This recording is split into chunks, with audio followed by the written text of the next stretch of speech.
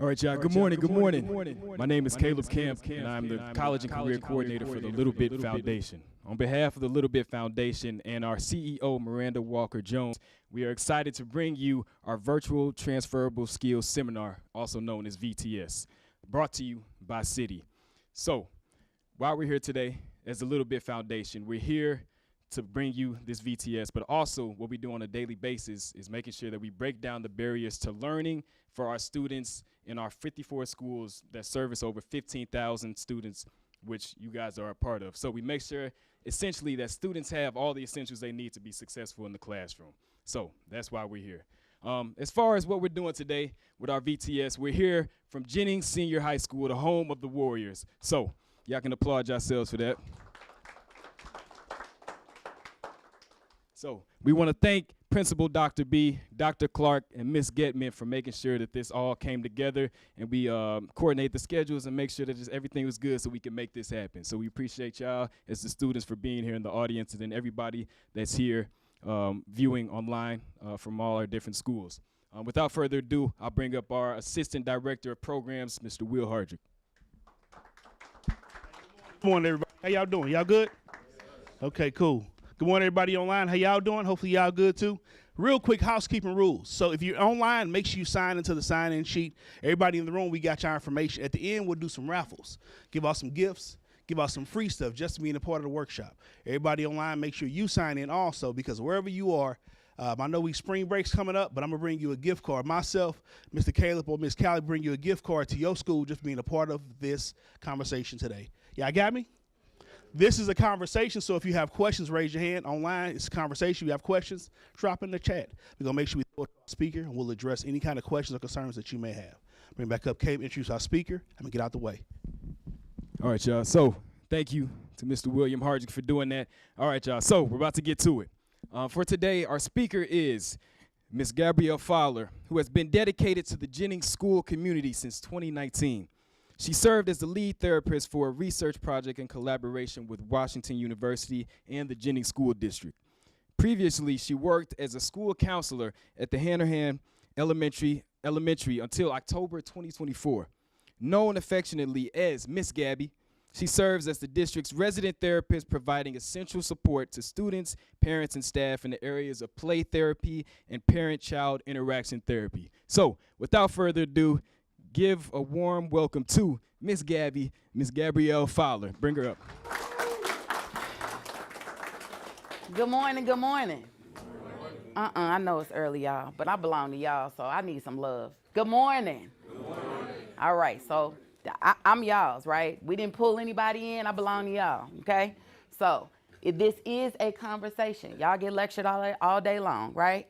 So I want you to ask questions. I want you to say what you need to say. Tell me what you got to tell me. Talk to me, right? When I ask a question, give me some energy, because this is what we doing. What's this? Avengers. What's you don't like Avengers? What? We gonna love him anyway, because Avengers, that's my jam right there. So what makes the Avengers special? Heroes. What else? They got superpowers, right? Unique abilities. Exactly. I like that. Good answer. Okay, so they got unique abilities. So what we're talking about today is emotional intelligence and feeling smart. Now look, I'm working on this technology. I'm going to put it down because it's been not doing what I needed to do. So we're recognizing our emotional intelligence as a superpower. Who knows what emotional intelligence is? Yes, ma'am. Oh, give us some snaps, y'all. Give us some snaps. I love it. Thank you, thank you. Absolutely. Yes, ma'am. How well are you able to like regulate your emotions and cope with them and go with how you feel with stuff? Yes. Snap. Okay, so I'm not talking to folks that don't know what I'm talking about. How many people have heard that term emotional intelligence a lot? Yeah, we use it a lot. But we're going to use it as a superpower, right? Because it takes a lot to be able to regulate your emotions, recognize them, and express them properly. So if you agree with any of these statements I'm about to read, I want you to stand up. I understand my emotions and feelings with clarity and confidence. All right. All right. Stand up if you agree. All right. I know how to express my emotions and feelings in a healthy and positive way. Raise your hand, son. Raise your hand. Okay. All right. So then if y'all can express them, then you can recognize, understand them, right? Okay. All right. I'm not going to go there.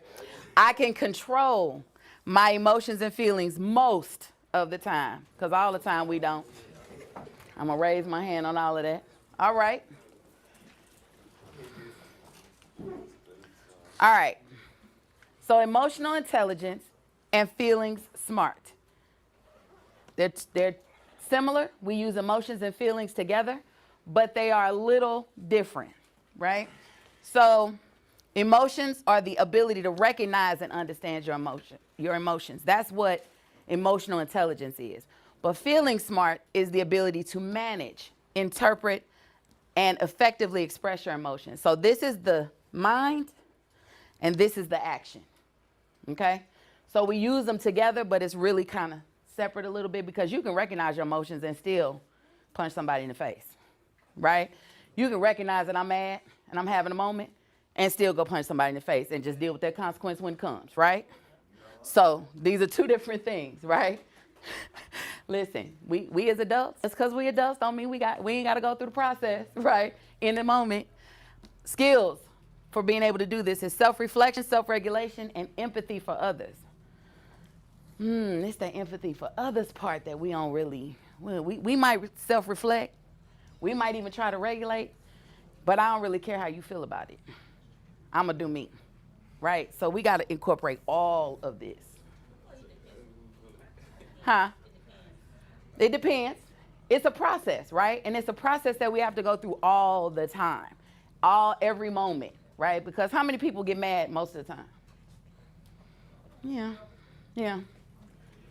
But how many people recognize that you might not be mad, you just might be frustrated for real? Or your feelings might be hurt. How many people are confident in telling somebody their feelings hurt?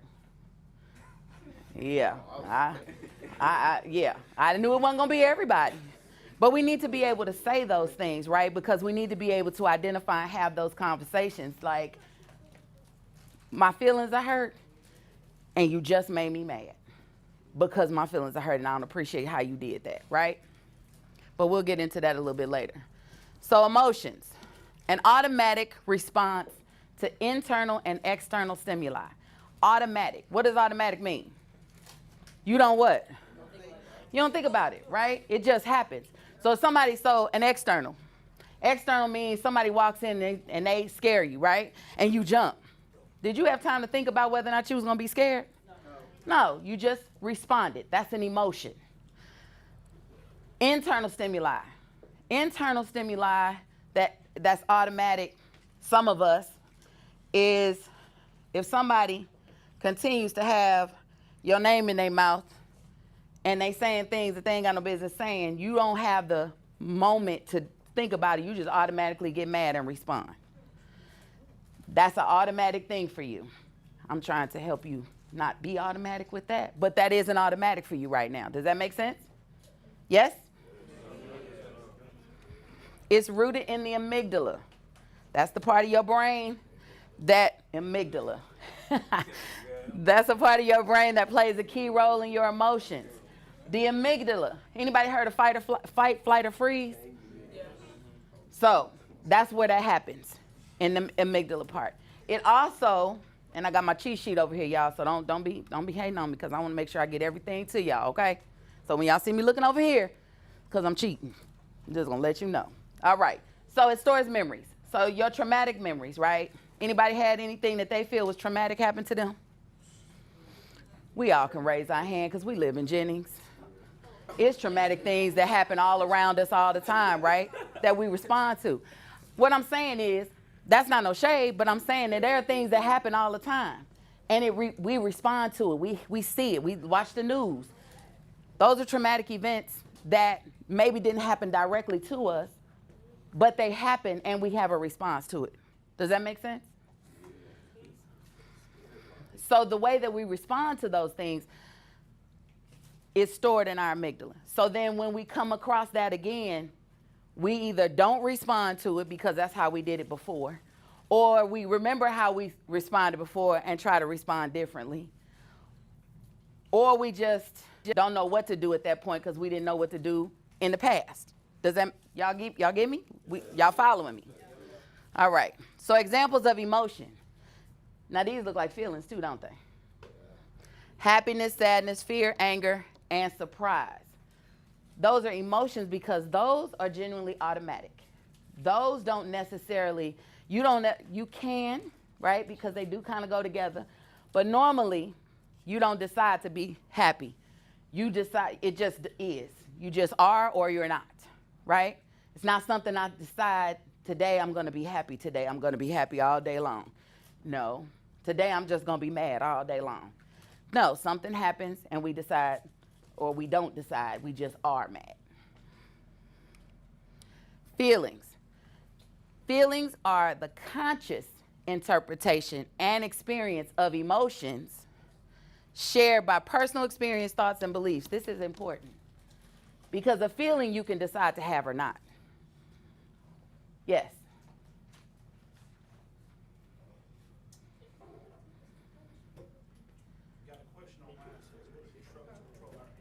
What is it?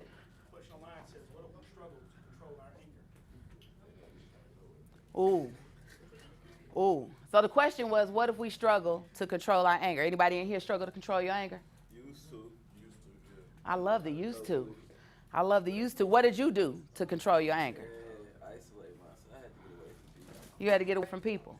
That's good, but in life, you're not going to always be able to be isolated because you got to go to work. You got to come to school. I got to be to myself. Be to yourself is one thing, but isolation is a difference. See, Miss Gabby deals with words and language because language is important, right? So when you say isolate, that means lonely. That means being by yourself. That means not trusting people. That means not dealing with folks, not. I don't like to deal with folks. And that's okay. People cause problems. I don't like problems. I got you. But you control what problems you go in. So we'll have to go with that later. Who else learn how to control their anger? But I got something to say. Sometimes you don't control the situations you're in because in certain places you could be in a different situation and it can move into the situation that you're in. That's accurate. And you never really know. You never really know what you. Sometimes. That's more rare than you placing yourself in those places that you don't have no business being in. That's rare. It's more rare than you being with people you know you don't have no business being with because they're not making the right choices. So yes, that absolutely can happen. You can be in the wrong place at the wrong time, but that's rarer, especially at this age, because my boy is my boy, whether he's right or wrong, he's my boy, right? And so if he riding, I'm riding. But that doesn't necessarily mean, so you could have, if you know he riding, he ain't riding right, but you go anyway, that's on you because you had a choice. So here's what we don't. So controlling your anger, because I'm getting to the question, y'all. I'm getting to the question. We all have trouble controlling our anger until we learn how not to, right? Because anger is automatic. It's not something we think about until we start learning how to control all of our feelings and emotions. Does that make sense? So that takes time, and that takes dedication, and that takes effort, right, to be able to do that. You have to consciously be present with yourself in order to be. Anger is a hard one because anger comes in a lot of different forms, and if we're not ready to acknowledge all the stuff that could go with anger, then we're going to stay in that angry space. So let me know online if that answers your question. If not, ask another question and I'll answer that for you. This is processed in the prefrontal cortex. Okay. You're welcome. Prefrontal cortex. All right. So the prefrontal cortex, fun fact, it doesn't fully develop until 25. Who's 25 in here? You in your mind, you 25? In your mind, because if you're 25 and a senior, we got a problem. You struggle sometimes. You're right, but that struggle is real. That struggle is a little too real for me. But so sometimes our decisions that we make now may be different than the decisions we make after 25. So we have to start understanding what happens in our body physiologically, right? In order to be able to start understanding who we are and why we do the things we do. How many times you get upset and you be like, I don't even know why I was mad like that. That happens because you just responded to that emotion. You may know on the surface why you got mad, but if you're trying to change and you like, I did not want to do that. I've done it millions of times, even at my age, and I'll tell y'all my age, but not now. So the prefrontal cortex is where that happens. It also gets stronger with deep breathing exercises, with mindfulness meditation. Anybody here meditate? Y'all meditate, just not on the right things. Meditation is just focus. Meditation is just focus on something, right? So y'all focus on things we don't want you to be focusing on, which continue to make you angry. But we won't go there today either, right now. It's where logical thinking. What's logical thinking? No, not necessarily. Because I don't like logical people sometimes. I'm coming to you, baby. Hold on. See, I love a logical person because it's like, bro, it gotta make sense. If you're not making no sense with what you're saying, it do need to make sense. What are you talking about? So it does. All right, hold on. Okay. So it does have to make sense, but it may not have to make sense in the moment.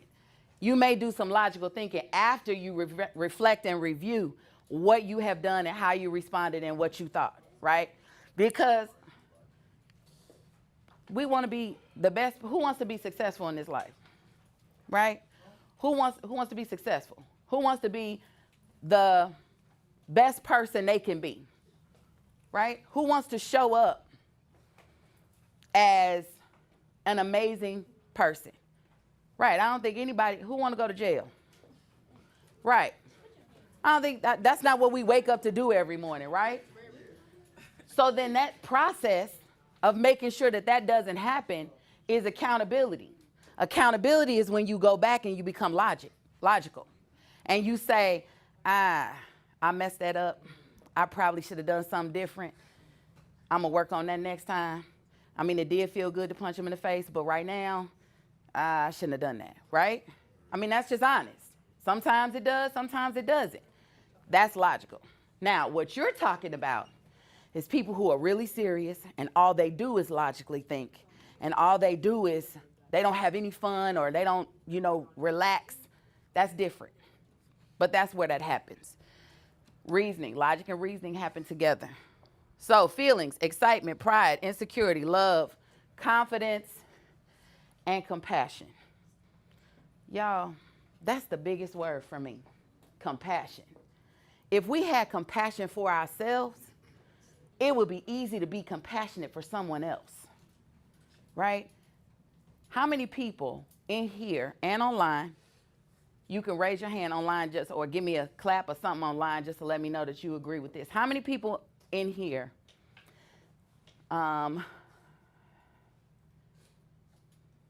feel proud of themselves all the time? Even in your wrong. No, that may be accurate. Look, they may be accurate. So when you do, perfect. When you do wrong, when you do something wrong, or you say something wrong, or you hurt somebody's feelings, or whatever the case may be, you still have a sense of pride in yourself when you do that. Now, I will explain that in a minute. So, you may not be proud that you handled it that way, but you allow yourself to mess up, and then it doesn't make you feel like you are the worst person in the world. Do you understand now? When you have a sense of confidence in yourself, then you can accept whatever you bring to the table. But when you have a sense of confidence and you're compassionate, that makes you show up differently. because then it goes back to that empathy piece where I'm not necessarily trying to hurt your feelings. I do, and I might, but that's not my intention. I don't go out of my way. Does that make sense? Y'all get what I'm saying? So this is, and you know what? I might be too soon, too early. We might be ending this a little too quickly. So here's a situation. You receive a compliment. How many people can accept a compliment? What you mean by accept the compliment? That means somebody says,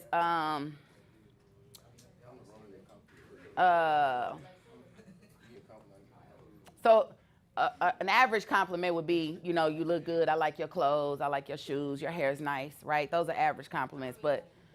Like saying thank you, but like not believing. So there are different. Ooh. So you say, give me more with that.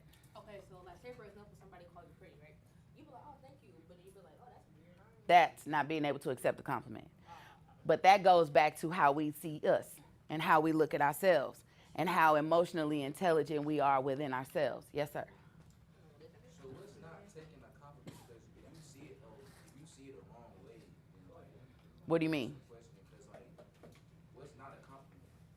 What's not a compliment? Because if you can accept a compliment, then what's not a compliment? So it's not necessarily that it's not a compliment. It's just that I might not believe it, I might not believe it, so I can't accept it. Meaning in myself.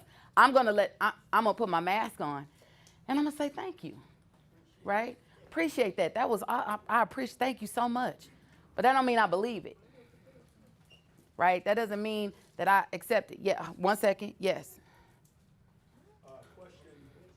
Question online says, how should I react if everyone thinks I'm just being disrespectful? Ooh. How should I respond? How should I react if everyone think I'm just being disrespectful? That's from Zoe. Okay, so I got a question to answer the question. I need another question back. If everybody thinks you're being disrespectful, how are you showing up to make everybody feel that way? Everybody is a really absolute term. So I won't say everybody, but most people. And are you talking about adults? Are you talking about students? Are you talking about your family? Like, who are you talking about when you say that? Have an aggressive tone. Huh? You could just have an aggressive tone and people think you're being disrespectful just because how you come off. That's true.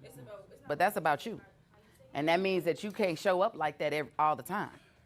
It's about checking you, right? Because I'm one that I don't do aggressive tones. Once you start coming to me with an aggressive tone, I have lost everything that you had to say because that doesn't work for me. So you can't really just show up with an aggressive tone and say, well, that's just who I am and you got to deal. That's not okay because that's not having that compassion piece for someone else. But some people, like, I feel like that's more of an environment thing because my mama, that's my mama. She could say something to me, oh, she'll cuss in every sentence, but I know she don't mean nothing by it because that's my mama. But somebody else hear her say it, like my granny be like, are you talking like that? I'm like, she don't mean nothing by it. It's just how she talks. But if a teacher came to you and did that, you used to it because that's how your mama works, right? So it doesn't bother you.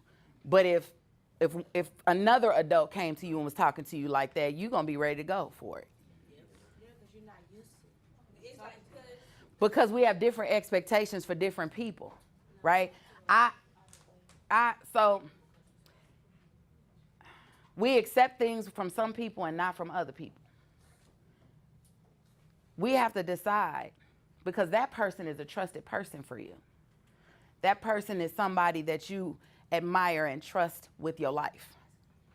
Somebody else you might not. So it's like you can say this. It's kind of like, who got siblings in here?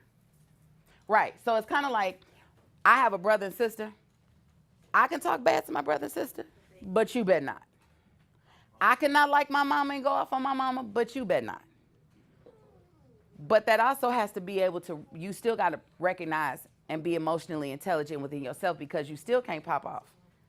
Even if somebody is treating you in a way that doesn't work for you outside of your family, you still have to know who you are and show up as that person all the time. This is the one thing that I'm going to say. Did they respond to that question? They didn't yet, but someone else said thank you for the lesson. You're welcome.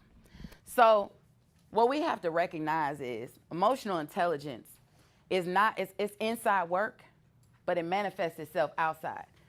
It's how we show up. It's how we show up in this world. Does that make sense? Yeah? And how do you want to be seen? Right? We don't want, say that again? No, go ahead. No, I was saying something. Okay. What is it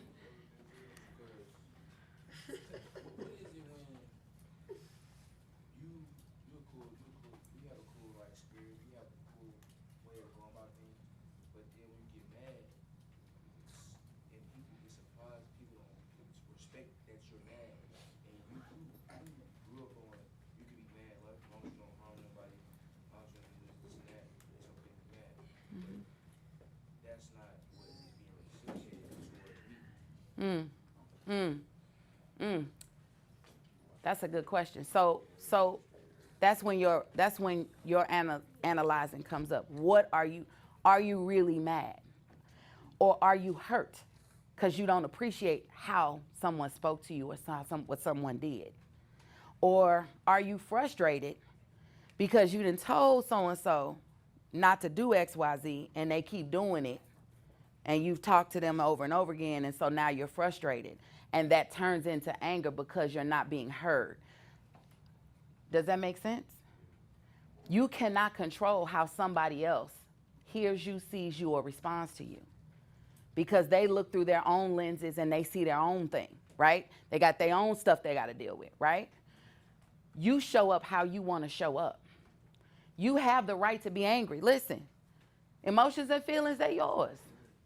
You get to have them. Now, you got to be conscious of how you respond to them, because what you don't get to do is hurt or harm someone else, right? You don't get to do that. Yes. Got a good question in the chat from Jabria. Says, what's the difference of being hurt and being mad? So hurt is when someone fundamentally has wounded you inside. So words, anybody ever heard the saying, sticks and stones will break my bones, but words will never hurt me? Lies. Words hurt worse than physical. Why? Because they last longer. Because they stay with us. If somebody calls you stupid, from a kid, and they just keep telling you you're not going to be nothing, you're not going nowhere, you're not going to do nothing, you ain't about nothing. Those words, I would rather get my behind whooped, because that's going to heal up and go away. But those words are going to stick with me, because now I'm starting to formulate who I am. Anger usually comes as a result of those types of feelings, right? Hurt, frustration, they intertwine. Hurt doesn't make you respond in a negative way. Anger does. Hurt makes you just want to sit by yourself and be by yourself and not mess with nobody and not talk to nobody. That's what hurt does. Anger makes you want to fight the world. Makes you want to come out swinging and be like, oh, you going to hear me, you going to see me. That's what anger does.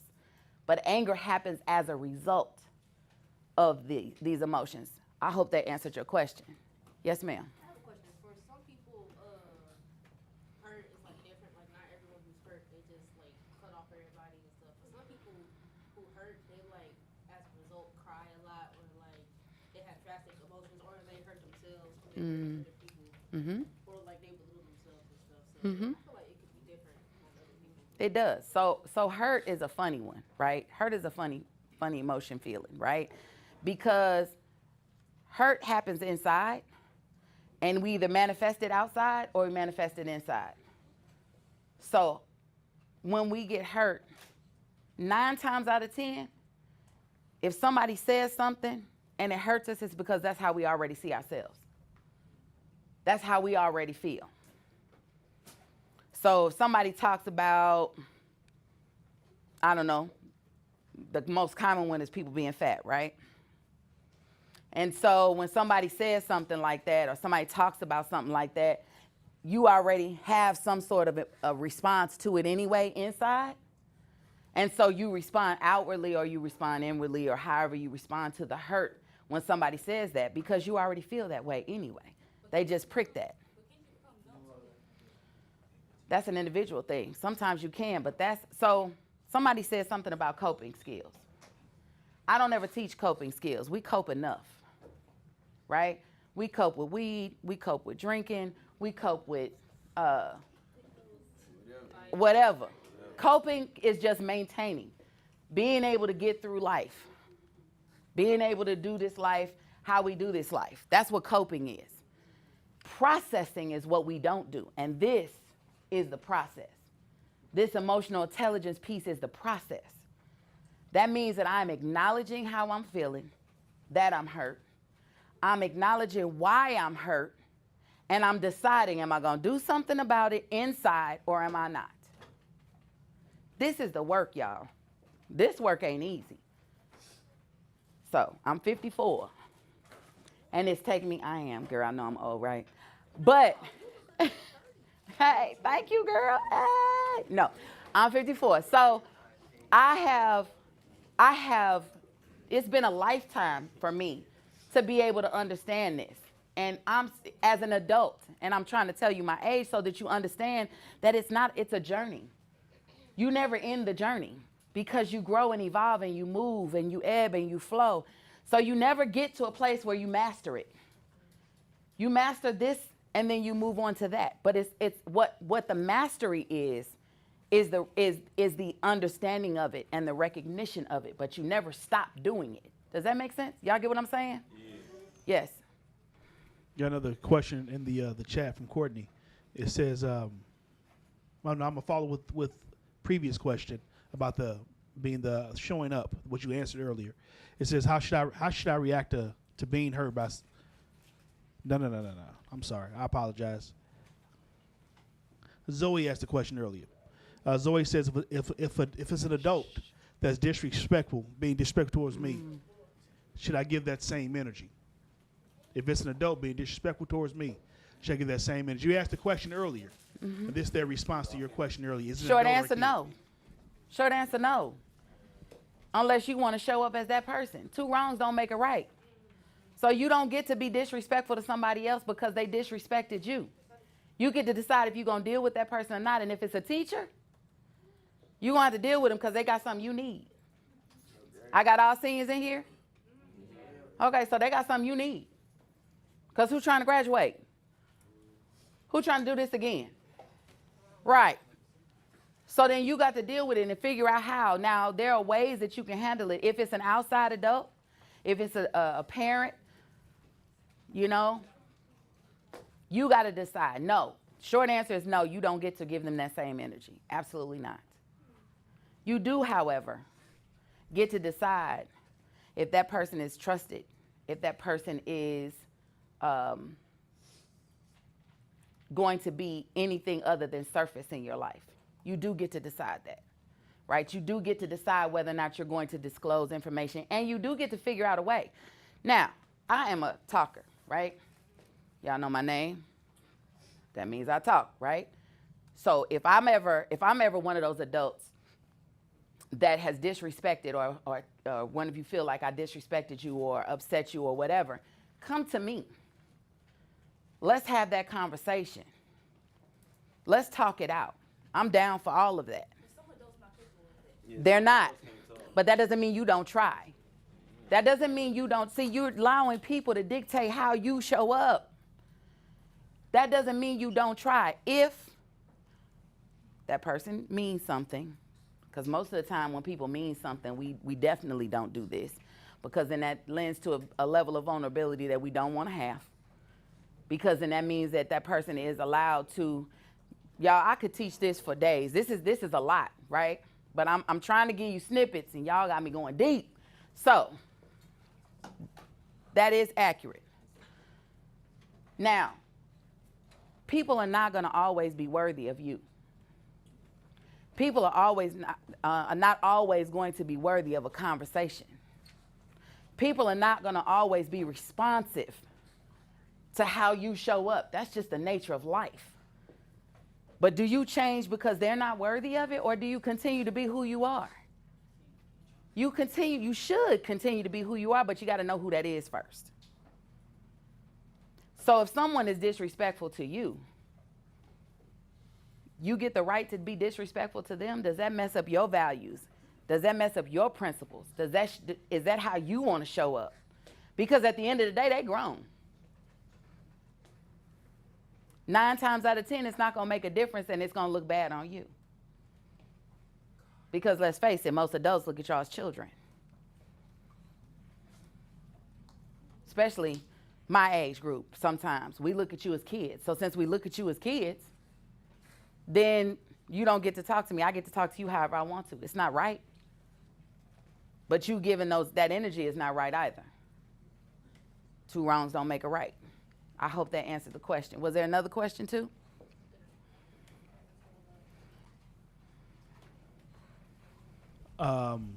Courtney asked, what happens if you get hurt so bad it makes you want to hurt yourself? You seek counseling. You find a counselor. Because then that's not something you can manage on your own. You need to be able to release that in a constructive way. You need to release that. And I know everybody say go to counseling. Well, if you ask my daughter, she'll say everybody needs counseling. Everybody needs a counselor. But in that instance, so there are 2 things I'll say about that. You need to seek a counselor. But if you came to me as a therapist, I'm going to tell you that you have a choice. You get to choose whether or not somebody is going to, whether you're going to allow somebody to send you down that road, or if you're going to be like, nah. See, because when we go to that point because they hurt you because you have some belief in that thing.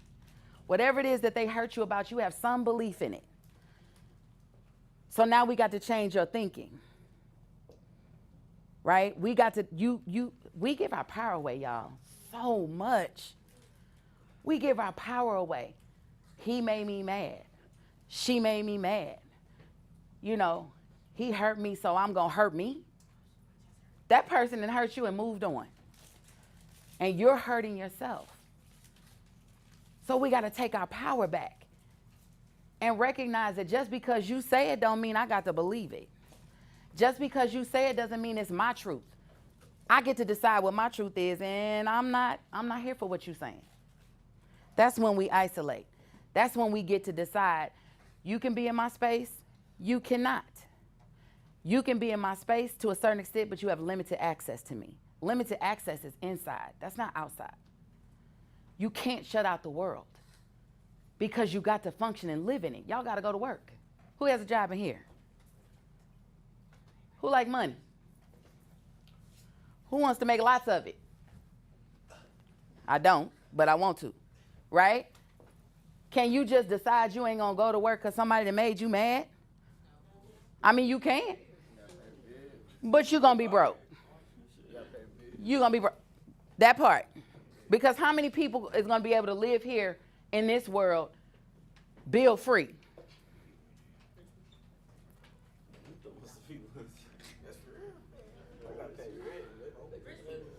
Ha. No, because they had to go to work at first. And they still got bills. They just able to pay it. They ain't got to go, we got to go through sometimes. So, strategies. Journaling. Y'all, journaling, so we think journaling is writing nice paragraphs, writing nice sentences. I'm a play therapist, right? So I do creative things. Journaling can just be taking a big piece of paper and cussing somebody out on that paper. Because you've let it out. You've released it.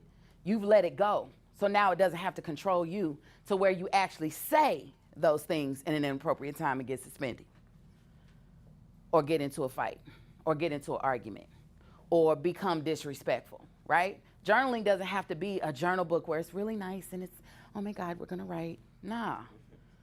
You could get a poster board on your wall and just go have at it. That's journaling. Journaling is just about releasing it onto something else, right? If anybody's a Christian, they say, you know, let go and let God have it, right? We hear that all the time. It's the same thing with journaling. You're just releasing it out of you, right? Continuously ask yourself, why do I feel what I feel? what do I feel and why do I feel it? Because then you got to check yourself. Am I really feeling this because I believe it too? Or was that just foul, what they said? And then this is my favorite strategy. Catch it, check it, change it. Catch it, check it, change it is you catch the thought.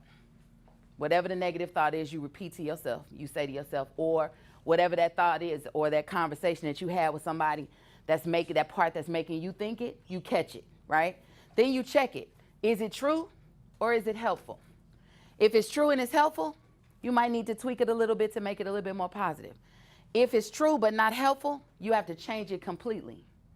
And if it's not true, it's never helpful, and we got to come up with another thought that's going to be able to motivate you to move forward and be able to show up like you want to show up. Does that make sense? Yes? All right, we almost done. I statements really just, keep going. I statements really are just that, you know, in elementary, which is where I came from, is I feel when you because, please, right? I feel hurt when you talked about my mama. Please be respectful of my family, period, right? Because I ain't like it. I feel hurt when you talk about my mama because I didn't like it. Please stop. That's simple.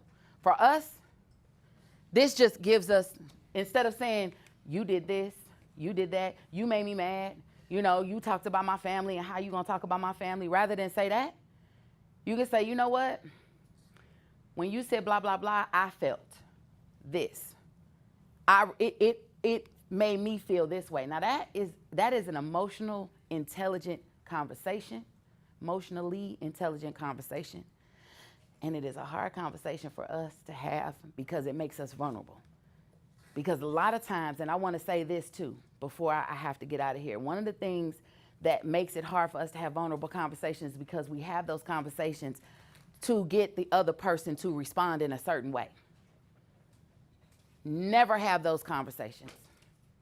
Do not have the conversation until you are ready for whatever they respond to. However they respond, because you're really just having the conversation to release it from yourself. And until you can have that conversation to release it, don't have it, because if they don't respond the way you want them to respond, it's going to be a whole nother thing or an added thing. Does that make sense? Y'all understand what I'm saying? Just, it's a lot of things I want you to remember, but I really want you to remember that. Right? Because we talk to people based on how we want them to handle things, based on how we want them to respond to us, based on how we want them to say what we want them to say, especially in a romantic relationship, boyfriend, girlfriend. A lot of times we say, well, you should have known. No, you didn't tell me, so I shouldn't have known. Or we say, you know, I'm telling you this because I want you to, you know, come run and say, oh, baby, please don't leave me. But then you get the response like, oh, all right, cool, holla at you. Now you stuck because you had that conversation before you were ready to just release it. Any questions about that? Y'all got that? Y'all understand what I'm saying? All right. I should have bolded this word right here. Boundaries. How many feel like they got good boundaries? Thank y'all for being honest. Boundaries is just as hard as the conversation you're having with yourself, right? Because a lot of us are people pleasers. A lot of us want to have friends. A lot of us want to be involved and ingrained and incorporated in community with other people. Whether we admit it outwardly or not, I don't really care, but it's the truth. So it's hard to set a boundary because I really want that community of my people so much that I allow you to say things that really didn't get me the right way, that pricked me the wrong way, that really, or allow you to do things and behave in ways that are red flags to me, but I excuse it because I really just want to be in community. Boundaries is difficult. It's easy to set, hard to follow. Sometimes it's even harder to set. It just depends. These are just some emotion words, emotion and feeling words that I have on here. I'm almost done. I think I got one more slide after this. So your takeaways. Emotions happen instantly and are universal. Everybody has these emotions. They're not just specific to one person. Feelings are personal and develop over time. And emotional intelligence helps us to recognize and understand. Feelings helps us to respond, right? Maintain, express, anything, interpret, any of those action words, that's what feelings do. Emotions are just gonna happen. Any questions? You came, you learned, you grew. Thanks for leveling up. This is me. So if y'all wanna call me, email me, even online, talk to me, I'm available. I'm not just Jennings, I also do private counseling as well. So if I got anybody online that wants to talk to me, this is how you find me. Give me a thumbs up if you learned something. Yeah? Was it boring? I love your honesty. I can't even be mad about it. Oh, also, I made a booklet for you, right? You don't have to take it. It's not mandatory, but it does help further what we're doing here. And I know my guys might be like, ugh, but I tried to make it as neutral as I could. But some of this stuff, you just gonna have to deal with it, right? So it gives you an explanation. It gives you some things to work on when it comes to catch it, check it, change it. There's some coloring pages because I'm grown, but I like to color. So it's just something that I created for you all to have. Those of you online, if you get in touch with Mr. Will, I can send this to you if you like. All right? Okay. All right, Jamal, let's give it up for Miss Gabby one more time. Thank you for bringing the importance of emotional intelligence to the students here at Jennings and also everybody that's watching online. Thank you so much for that. And now I will bring back up Mr. Will.Hardrick. Good conversation. Good interaction. I appreciate you all for listening. Hey, so this is about the raffle time, right? So that's the question a lot of y'all asking here, even online. So I'm going to start with online. So our online winner, I'm going to bring you actually a gift card. Bring it about Old North, Confluence Old North, bring it to Zoe Russell. Zoe Russell's all in the chat box, asking a lot of questions, a lot of interaction. Definitely appreciate you. Zoe, if actually having a conversation, so I will see you. I think you got spring break next week. I'll try to get it to you soon. Me or part of my team will get it to you. Our raffle for in-house, actually, raffle for in-house, I'm going to announce actually when we cut this camera off. All right, so I'm going to bring back up Caleb. We're gonna thank y'all for coming out. Come on up, Caleb. All right, you all. So, how was that? Everything was that cool? Good information? It was good? Good. So, we appreciate you all for tuning in online, and our students here at Jennings, we appreciate you all for coming out and sitting in the audience and giving good energy, great questions and everything like that. If you guys ever have any other questions, please don't hesitate to ask us or contact Miss Gabby. Make it happen. Emotional intelligence is important. So make sure that y'all all have a hold on, who you are as a person and the things that you bring into this world and the energy that you bring into this world each and every day. So without further ado, this was our virtual transferable skills seminar, our VTS on emotional intelligence, and we appreciate you all for tuning in. Jennings, we appreciate you all for letting us use your space and being here with us today. So thank you.